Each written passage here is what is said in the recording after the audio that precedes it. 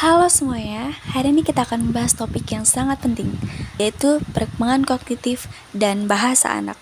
Kenapa penting? Karena semakin kita paham cara berpikir dan belajar anak, semakin baik kita dalam merancang pembelajaran yang tepat dan efektif. Kita akan bahas mulai dari definisi dasar, prosesnya, lalu mendalami dua teori besar, dari Jean Piaget dan Vygotsky. Secara sederhana, perkembangan adalah pola perubahan yang terjadi sepanjang hidup kita, yang meliputi tiga aspek utama: biologis, perubahan fisik dan otak; kognitif, perubahan cara berpikir dan bahasa; dan sosio-emosional, perubahan hubungan dan perasaan. Ketiganya saling terkait erat.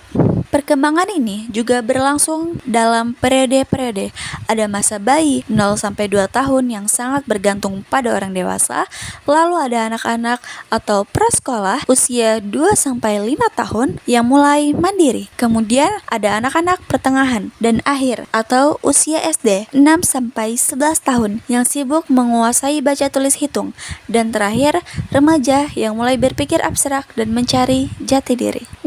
Dalam mempelajari perkembangan, ada beberapa isu yang selalu diperdebatkan. Misalnya, apakah kepintaran anak itu karena bakat bawaan atau karena lingkungan? Jawabannya sekarang sudah jelas. Keduanya berinteraksi. Gen memberi potensi, tapi lingkungan yang menentukan potensi itu berkembang atau tidak. Ini disebut pandangan epigenetik. Lalu, apakah perkembangan itu berjalan terus-menerus atau bertahap? Bisa jadi keduanya. Yang terpenting, kita harus paham bahwa setiap anak itu unik. Sebelum masuk ke teori, kita lihat dulu perkembangan otak. Konsep kuncinya adalah plastisitas, yaitu kemampuan otak untuk berubah karena pengalaman. Jadi, apa yang kita lakukan di kelas benar-benar membentuk otak siswa. Ada dua proses penting, yaitu mielinasi atau pengisolasian sel saraf yang membuat sinyal berpikir semakin cepat. Ini sebabnya anak SD semakin lama semakin bisa fokus. Lalu ada pruning atau pemangkasan koneksi saraf yang jarang dipakai. Ini seperti digunakan atau dihilangkan. Khusus untuk remaja, perlu diingat bahwa bagian otak yang mengendalikan emosi berkembang lebih dulu daripada bagian otak yang bertugas membuat pertimbangan logis. Ini menjelaskan kenapa remaja cenderung impulsif dan mudah terpengaruh oleh emosi. Sekarang kita masuk ke teori Jean Piaget. Piaget adalah tokoh besar yang menjelaskan bagaimana anak membangun pengetahuannya. Ia menggunakan istilah skema, semacam kotak-kotak di dalam otak untuk menyimpan informasi. Proses belajarnya terjadi melalui asimilasi, yaitu memasukkan informasi baru ke kotak yang sudah ada, atau akomodasi, yaitu mengubah kotak lama atau membuat kotak baru karena informasi lama tidak cocok. Piaget membagi perkembangan kognitif menjadi 4 tahap. Tahap pertama yaitu sensori motor usia 0-2 tahun. Tahap pertama yaitu sensori motor usia 0-2 tahun. Bayi belajar lewat indera dan gerakan. Pencapaian besarnya adalah permanensi objek. Sadar bahwa benda tetap ada meskipun tidak terlihat. Tahapan kedua yaitu pra-operasional usia 2-7 tahun. Anak mulai pakai simbol dan bahasa, tapi pemikirannya masih egosentris, yaitu sulit melihat sudut pandang orang lain dan cenderung sentrasi, fokus pada satu hal. Contoh klasiknya adalah tugas konservasi. Kalau air dari gelas pendek lebar dituang ke dalam gelas tinggi yang ramping, anak praoperasional akan bilang airnya jadi lebih banyak. Dia terpusat pada tinggi gelas, bukan jumlah airnya. Tahap ketiga yaitu operasional konkret. Usia 7-11 tahun. Anak sudah bisa berpikir logis, tapi hanya untuk hal-hal yang konkret atau nyata. Mereka sudah paham konservasi. Mereka bisa mengelompokkan benda berdasarkan warna dan bentuk sekaligus. Tahap keempat, operasional format. Usia 11 tahun ke atas. Remaja bisa berpikir abstrak dan idealis.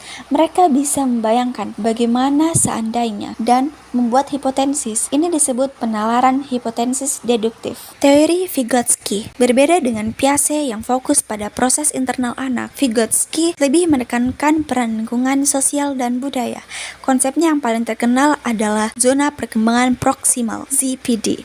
ZPD adalah jarak antara yang bisa dilakukan anak sendiri dengan apa yang bisa dia capai sebagai bantuan orang dewasa atau teman yang lebih mampu. Tugas kita adalah bekerja di zona ini. Caranya dengan scaffolding atau memberi perancah. Kita beri bantuan secukupnya, lalu kita kurangi bantuan itu seiring anak semakin mandiri. Vygotsky juga punya pandangan unik tentang bicara sendiri.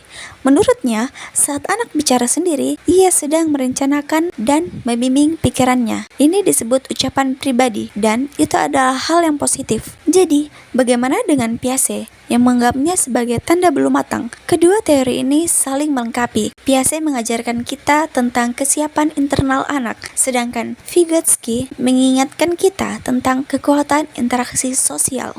Terakhir, kita akan membahas bahasa. Bahasa itu sendiri dari aturan fonologi, bunyi, morfologi, unit makna, dan sintaksis. Jadi kesimpulannya, memahami perkembangan kognitif dan bahasa anak adalah fondasi utama. Teori Piaget membantu kita melihat tahapan berpikir anak. Teori Vygotsky mengingatkan kita pada pentingnya membimbing dan interaksi sosial dan pemahaman tentang otak, serta bahasa membantu kita merancang pembelajaran yang kaya dan bermakna.